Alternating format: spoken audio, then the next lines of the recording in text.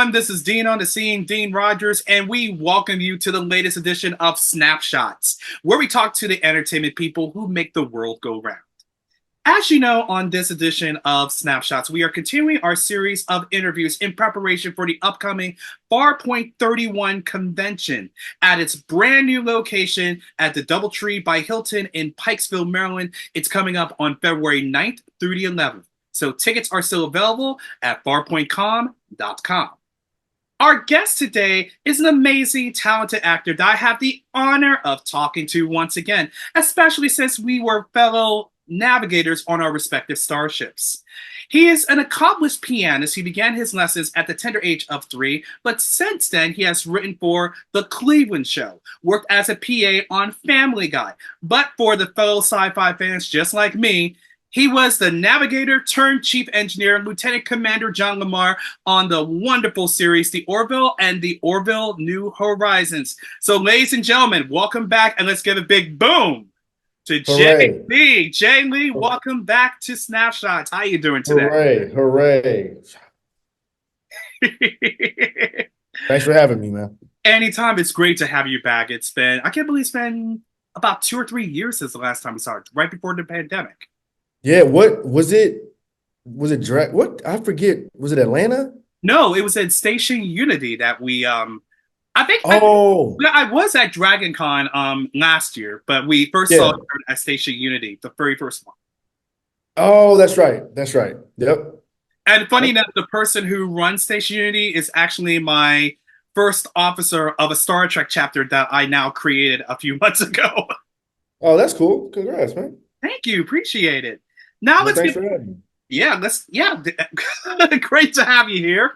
The first question I want to ask is, we're all missing New Horizons. The Orville is a great science fiction show, and season 3 left us in tears. I mean, the wedding scene, the whole season, it was such an amazing ride, especially for Yeah. the cast and crew. And I want to know, what were some of your favorite episodes, your favorite moments of the last season?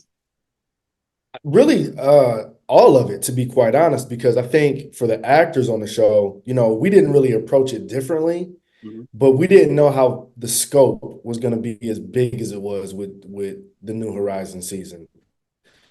We really, Seth really went above and beyond to make that show look as amazing as it looks and feel as big as it feels. So I think you know, what I remember the most is finally seeing that final product and going, oh, this is a thing. We've really upgraded here. So I think that also probably like getting my body broken, having sex with Tala. Yeah, probably that. Right? Yeah, Yeah, that was a unique moment for all of us to remember with that yeah, one. yeah. If it doesn't hurt, you're not doing it right. I'm joking. You're right, absolutely. And Totally. what I love about the show, especially being an African American, is your evolution of your character, John Lamar, who started off as the navigator and then he became the chief engineer throughout this series. And what was it like for you to be seeing the evolution of your character throughout the 3 seasons? It was cool. John has a pretty interesting arc. He was a part of the Orville, when the series starts. He was already on the ship. He knows the ship very well. And I think like a lot of times in life, we're cool with our station. But then all of a sudden you get an opportunity and you take it, you run with it. So it's been really cool to sort of see the evolution of John. Season 2 was interesting because that was his first time like mainly in engineering, so he wasn't on the bridge anymore. And there were some times, I think there were some good moments with John and Gordon, me and Scotty, which were really fun being at the front. But I think John's trajectory has been pretty cool, and I don't even know if it stops there. It might keep going. Who knows? Absolutely. Now we're still waiting word about the 4th season, which we're hoping it's coming in the near future. If Yeah. you had to write John trajectory for the 4th season and beyond, what would you like for him to do? Oh, listen, man. I'm a team player, and John's a team player. So whatever he needs, that's what he's gonna do for the ship. But I think John has shown he's capable of doing quite a few things on the ship. So I'm excited to see where Seth takes it. He's got a crazy, awesome mind, and I know he's got a lot of ideas for the show and the characters. So I'm just happy to be a part of it, and I'm literally on the ride. Pun Absolutely. intended. And speaking of the ride, we had some cast member changes throughout the three seasons. We had Jessica, who played Talia, and then we had Ann Winters, who played Charlie Burke. So, what was it like to work with the two actresses on their respective seasons? They were great. It's hard to come into a show that's already kind of moving. So Mhm. with Charlie, like she just came in and just figured it out, so jumped right in. And then spoiler alert, jumped right out at the end of Yeah. season 3. But no, she was awesome. And then Jessica Zor, she's, incredible and wonderful, and interested to see if there's anything with their relationship that moves forward with John and Tala. I don't know. Maybe that's over. Maybe it's not. We'll see. But I had a good time working with everybody on the show. I always try to come to work with a smile on my face, um, positive energy, be prepared. And I believe if you're going to be somewhere for a long time, you might as well have fun while you're doing it. Oh, absolutely. I mean, especially being on the fan film series Starship Farragut, which a few months ago, actually, it was this time last year, 2022. And like your character going from navigation to chief engineer, my character went from navigation to first officer. And I remember the very first time I was approaching my station and I realized, oh, that's right, my character is not navigation, he's first Yeah. officer. Yeah. What was it? Tell us about the first feelings knowing that your character is not going to be on the bridge anymore. They're in engineering. What was that like for you? Well, it's funny because John has a station on the bridge. It's just not at the front. Mm-hmm. So his station is right behind Isaac now on the side. Yeah. So the sets are crazy. We built these really elaborate, like I still got lost on the ship 2 seasons ago. So, but it was interesting going if we shot on the bridge, Mm-hmm. my natural reaction was to go to the front. And I'm like, oh no, my seat's over here now. So Yeah. whenever we were on the bridge, I was either on the side or in the captain's chair because sometimes I had to fill in when they did a mission somewhere. But that took a second to get used to. And then I think there was another time in season 3, did I ever go back to the front? Or I'm trying to no, remember. I need to I don't re. think I did, but I forgot what side I was on. Mm-hmm. Just in between takes one day, I was sitting at the front joking with Scott, and I'm like, what side was, oh, I was on the left. I was on the left side. Yeah, stage right. Mm-hmm. Anyway. Tell me about it. I mean, it was confused for me, and now that I'm a first officer of the U.S.'s Constitution, it's like I gotta still remember I'm not the driver. I'm second in command, so that's Yeah, confusing. yeah, for sure. All right, so we're gonna go from the Orville to being a pianist, which when I first read that you started at the age of 3, it's amazing, and you're still doing concerts to this day. In fact, I remember reading about your concerts in Indianapolis and Yeah. Los Angeles, among other places. What made you decide to do concerts in the last year? Really just getting back to it. I've been playing my whole life, went to school for it. I've performed and done competitions and concerts, and it was such a big part of my life. And just for a long time, I wasn't playing. And Oh, I have a piano, I just wasn't really doing it. And then I just heard a voice just finally say, you got to really get back on your keys. You got to get back to playing. So, like everything I've done, I'm just like, F it, set a date, I'm doing a concert. Found a venue, figured it out, produced the whole thing. And it's been fun. It's another channel of art and expression that I really need, because this film TV industry, you're mhm. not doing that thing all the time. Yeah. There's seasons, there's breaks, film, TV, whatever. So you got to have different ways to express if you still have things to express. So one of those things I've been blessed with is music. So just had to really get back to playing and performing and practicing. It's a lot of work though. I better believe it. So I used to play the trumpet for 4 years myself. Haven't picked it up since, but one of these days, I think due to your inspiration. I may have to pick up that trumpet once again. Get back at it, man. Pick it up. Absolutely. Now, along those lines, describe to us your best performance that you have ever given, whether it's recent or growing up. What was the best performance you had while being a pianist? With piano. I did this thing at um it was at Southeast Missouri State University. I was in high school. It was this Fine Arts Academy. Yeah, And sorry, go away. take your time. It was a Fine Arts Academy, and I remember it was a 3-week program where high school students stayed on campus and we trained and performed and practiced. It was a really cool thing. And it was musicians and actors and artists of all types. And I had some performance where I had to play and I had sheet music, and it was too many pages to fit on the piano. So like I would take a page and throw it and slide it over, throw it. And it just happened in the moment. I wasn't really tripping about it. Cut to after I played, performed, people stood up and clapped. The professors were like, "That was so unprofessional. I can't believe you did that."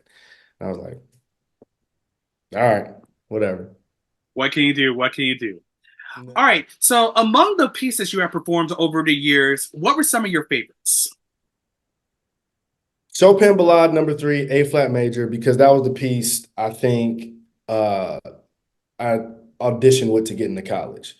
Wow. And my sister, my piano teacher, Sister Alice Eugene Ty, who passed away years ago, really, really worked diligently with me on that piece. And so that's the first one that comes to mind. Excellent. So, could I say that Chopin was one of your musical influences growing up?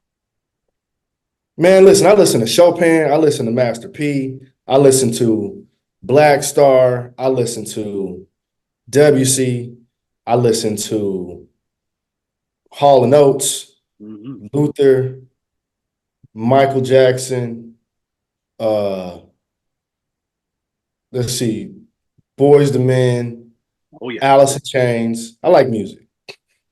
You are an eclectic, just like me. I love it. Yeah. So, Actually, I like life. I like a lot of stuff. I'm excellent. That's great to hear. So, I got to ask, if you could open a show for any artist in the world, for any genre out there, who would it be and why? Let's see. Pharrell, Nice. and because I think he's just an extreme talent. And then the other person would be Leanne LaHavis, because I just think she's dope. Oh, yes. She Yeah. definitely is. Well, since you have been performing concerts in the Midwest and the West Coast, will you be performing in the East Coast, say Washington, D.C. for a change? That's the plan. Yeah, I did 2. So I did 4 shows in LA. And then Indianapolis, I did my first show outside of LA because I went to IU. I definitely plan on doing like a tour, St. Louis, East Coast, New York, DC, Chicago, Atlanta. I'd like to just take it out because I think it's a cool show and I think people like it. I only got hit with 8 tomatoes at my last concert. So, ouch. Yeah, but they threw 20, so my duck and dodge was good. I was like, yeah. I did not know they still throw tomatoes to this day. Yikes. Man, Little Rascals, man. Shout out Little Rascals. I'm just glad they haven't joined any tomatoes when I do my film critiquing or my theater critiquing yet, thank goodness. Yeah. So do you What like concept throwing tomatoes at somebody because you didn't like what they did? Right, exactly. We'll bring that back. 100%. When it comes to big venues or smaller venues, do you have a preference? Not really. I like performing in big venues or small, intimate settings. I think my biggest thing with it though is I play classical music and I really enjoy classical music, but I feel like it has a very stuffy sort of reputation of like buttoned up and I just want people to enjoy it. So whether I play in front of hundreds and hundreds of people or 50, I just want people to feel comfortable and enjoy it. So I just want good people in the audience. Excellent. Well, I'm so glad to hear it. Now, in the next few weeks, Farpoint 31 is coming. You are one of the four honored guests. And I believe this is your second time being in the DC Metro Baltimore area. What are Yeah, you looking forward to Farpoint 31? meeting fans again. I just always like meeting the people who support the work you do. I think LA, you just get in a bubble and it's just work, work, work. So it'll be good to get out and meet some folks and share different energy. And I think that's probably the most exciting thing for me. Excellent. If you can describe the one of the most hilarious moments that happened on the set of Orville, what was that hilarious moment? This was not even when we were shooting, Oh, but it was the episode where Borders had the mustache. So yes. our trailers were side like next to each other. Hmm. Well, not next to each other. Scott and I were next to each other, but his trailer was right, to the side of us. Yeah. And in between takes, Peter was sitting outside on like his steps of his trailer, like on his phone taking a break. And he had his whole Borders mask, his mustache, but he wasn't in full uniform, so he just had a hoodie and like some sweatpants. Mhm. So it looked very natural and normal, but nothing about it was normal. Like this is a very weird thing to see. So I took a picture of him because you get used to seeing these people, in makeup and character.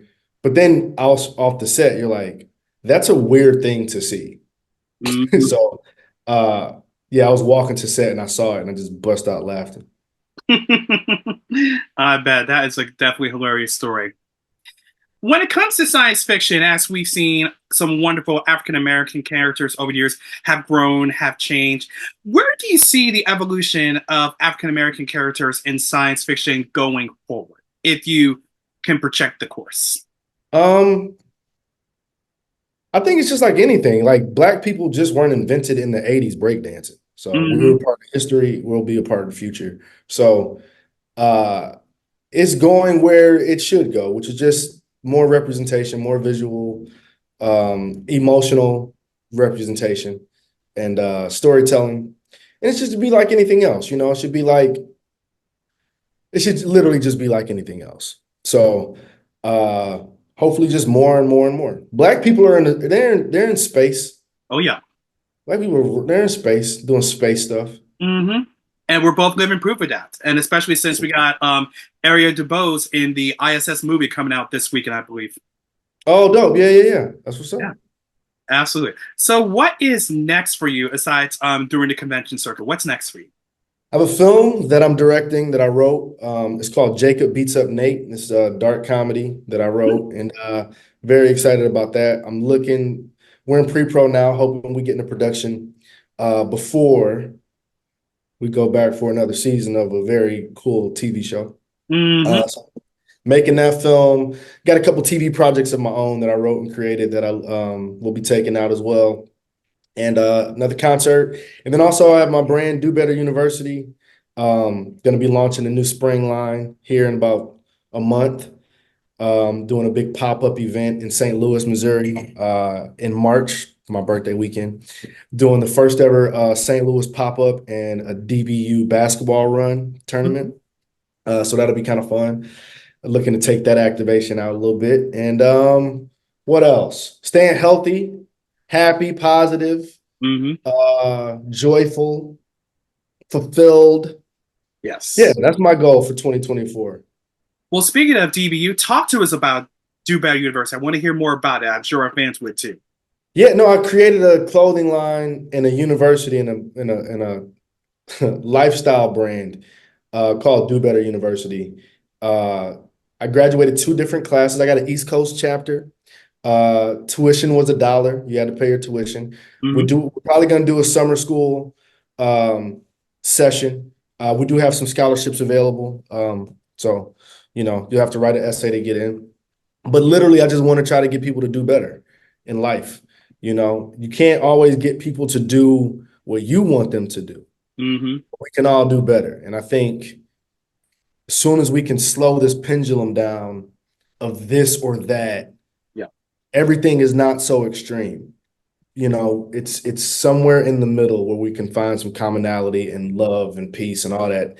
fluffy stuff, but literally you have to do better. And the most operative word in it is the do. It's a verb. Exactly. It's a verb. You have to actually do better. So, yeah, that's Do Better University. You can go to dobetteruniversity.com. I got, merch, hoodies, t-shirts, stuff like that. But yeah, it's a cool brand. I'm happy I launched. So we're about 4 years. Yeah, we're about 4 years old now. Nice. But I just found, well, not found out. I've been saying do better for like 20 years. So it just all came to fruition. Well, I'm glad you capitalized on it. Excellent. Now, going back to your director, is this your first time in the hot seat, the director's chair? No, no. So I have my own production company. It's called Run the Point Inc. Mhm. The last film I did, feature film, was called Atypical Wednesday. Stars me, Emmy Raver Lampman, Seth Green, Michael Ealy's in it. My boy Cooper Friedman kills it. Michael Mosley, Kellen Coleman. There's a lot of dope people. If I forgot you, forgive me. Brescia Webb. But yeah, so I wrote, directed, and starred in that. So this will be my sophomore feature film, I should say. But I've directed quite a few things. Now you Yeah. lead me to a question just now.